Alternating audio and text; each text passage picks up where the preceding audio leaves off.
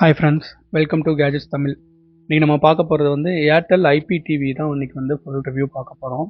இப்போ நான் அந்த ஏர்டெல் ஐபிடிவி வந்து நான் ஒரு 1 மந்த்தாக யூஸ் பண்ணிகிட்ருக்கேன். ஸோ என்னோடய ஃபீட்பேக் அண்ட் எப்படி இருக்குது அப்படின்னு, ஏற்கனவே இந்த எக்ஸ்ட்ரீம் 4K பாக்ஸை விட இது பெட்டராக இருக்கா இல்லை எப்படி இருக்குன்றதை நம்ம இந்த வீடியோவில் ஃபுல் டீட்டெயில்ஸாக பார்க்க போகிறோம். ஸோ இதுதான் வந்து உங்களுக்கு ஏர்டெல் ஐபிடிவியோட பாக்ஸு. ஸோ நம்ம ஃபஸ்ட்டு பாக்ஸில் என்ன இருக்குன்றதை பார்த்துருவோம். ஸோ நீங்கள் பார்த்தீங்கன்னா இந்த பாக்ஸில் ஏர்டெல் ஐபிடிவி பாக்ஸ் ஒன்று, அப்புறம் ஒரு HDMI கேபிள், அதுக்கப்புறம் வந்து நார்மல் டிவியில் கனெக்ட் பண்ணக்கூடிய ஆடியோ வீடியோ கேபிள் ஒன்று. இது மட்டும்தான் அந்த பாக்ஸில் இருக்குது. சரி, ஓகே. பாக்ஸை வரமா வச்சுட்டு நம்ம இதை இப்போ ஐபிடிவி பற்றி பார்க்கலாம். ஸோ இந்த ஐபிடிவி பாக்ஸ் வந்து போன எக்ஸ்ட்ரீம் பாக்ஸை விட ரொம்ப சின்னதாக இருக்குது, ரொம்ப காம்பேக்டாக இருக்குது. இதோட டிசைன் வந்து ஆப்பிள் டிவி மாதிரி கொடுத்துருக்காங்க. அந்த ஆப்பிள் டிவி பாக்ஸ் நீங்கள் பார்த்தீங்கன்னா தெரியும், அதே மாதிரி தான் இருக்குது. லுக் அண்ட் ஃபீல் எல்லாமே பார்க்க அப்படியே தான் இருக்குது. ஆப்பிள் லோகோ மட்டும் தான் மிஸ்ஸிங்க. ஸோ இப்போ பாருங்கள், இது வந்து front extra Airtel Xstream TV நீங்கள் போட்டிருக்கு. இங்கே வந்து இப்போ புதுசாக டால்பி அட்மாஸ் சப்போர்ட் கொடுக்குறாங்க. பழைய இதுலேயும் டால்பி அட்மாஸ் சப்போர்ட் வந்ததுன்னு நினைக்கிறேன். ஸோ இதுலேயும் அந்த லோகோ கொடுத்துருக்காங்க.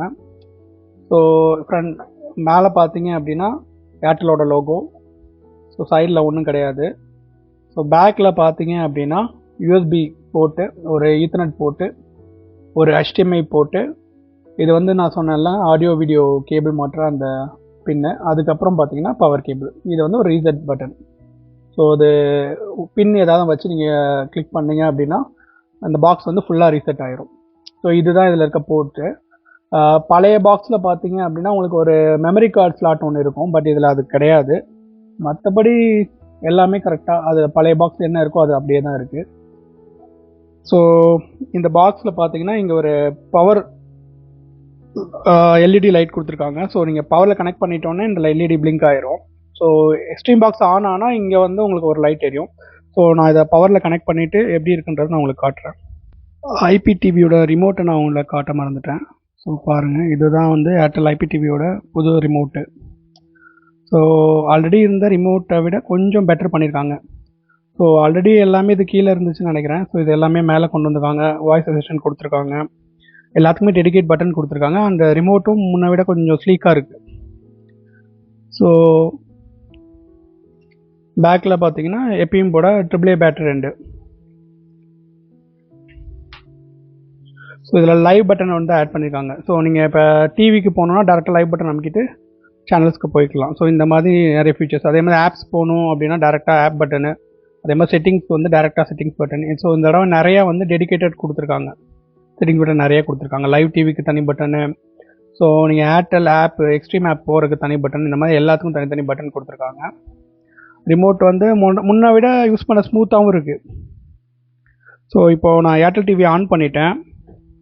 ஸோ பார்த்தீங்க அப்படின்னா தெரியும், அங்கே பாருங்கள், உங்களுக்கு வந்து அந்த லைட் வந்து பிளிங்க் ஆகிருக்கு, ஸ்டேபிளாக எரியுது. இது வந்து பவர் வந்து இதுக்கு வருதுன்றது இண்டிகேஷனு. ஸோ இப்போ நான் அதை வந்து ஆன் பண்ண போகிறேன்.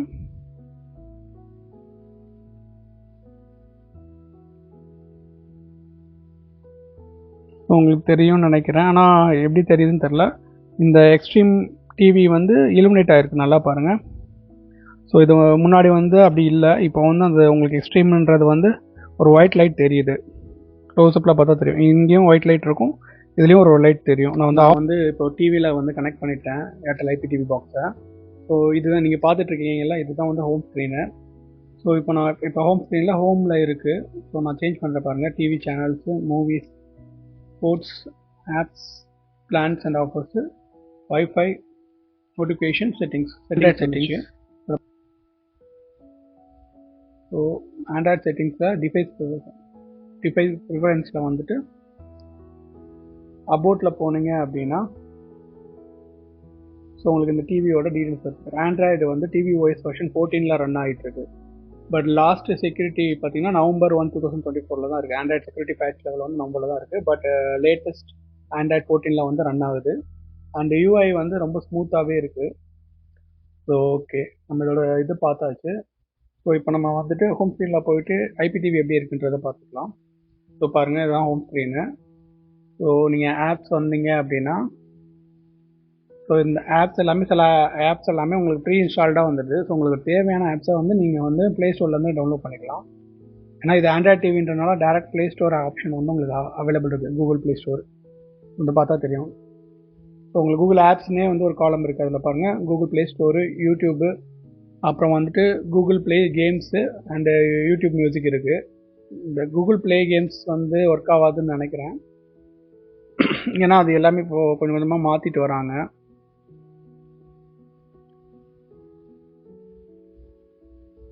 ஸோ இப்போ வந்து நம்ம சேனல்ஸ் பார்த்துடலாம். ஸோ எப்பயும் போல் நீங்கள் டிடிஹெச்சில் வந்துட்டு சேனல்ஸ் நம்பர் டைப் பண்ணுற மாதிரி நீங்கள் இதுக்கும் நம்பர் வந்து ட்ரை பண்ணலாம். ஸோ நான் நம்பர் பண்ணுறேன் பாருங்கள்.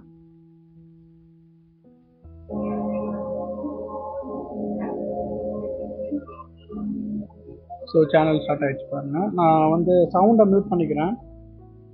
ஓகே, ஸோ நான் சேனல் ப்ரெஸ் பண்ணுறேன், மாறுது. நீங்கள் ஐபிடிவி சேனல் வந்து எப்படி இருக்குன்றதை செக் பண்ணி பாருங்கள்.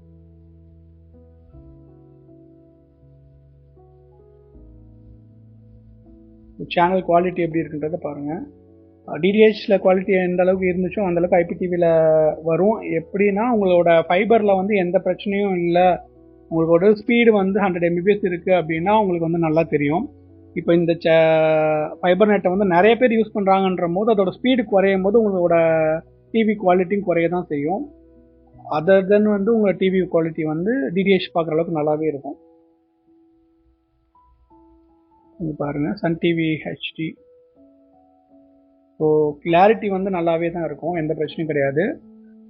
டிடிஹெச்சில் சேனல் சேஞ்ச் பண்ணோடனே லோட் ஆகிற மாதிரி ஃபாஸ்ட்டாக லோட் ஆகிரும். ஆனால் இனிஷியலாக வந்து உங்களுக்கு கொஞ்சம் ஸ்லோவாக தான் இருக்கும். ஸோ இது ஏன்னா அந்த இன்டர்நெட் ஸ்பீடை எடுத்து அது அந்த பிக்சர் குவாலிட்டி உங்களுக்கு கொண்டு வரதுனால கொஞ்சம் ஸ்லோவாக தான் இருக்கும். அதுக்கப்புறம் வந்துட்டு நீங்கள் சேனல் மாற்றுறது எல்லாமே வந்து நல்ல ஸ்பீடாக வந்து உங்களுக்கு இருக்கும். ஸோ இந்த டிடிஹெச்க்கும் இதுக்கும் என்ன வித்தியாசம்னு பார்த்தீங்கன்னா, இது இன்டர்நெட் வழியாக உங்களுக்கு வந்து எல்லா சேனல்ஸையும் ப்ளே பண்ணுது. அது ஒன்று மட்டும்தான் இதில் இருக்க டிஃப்ரென்ஸு. ஸோ வீடியோ குவாலிட்டி பார்த்துருப்பீங்கன்னு நினைக்கிறேன்.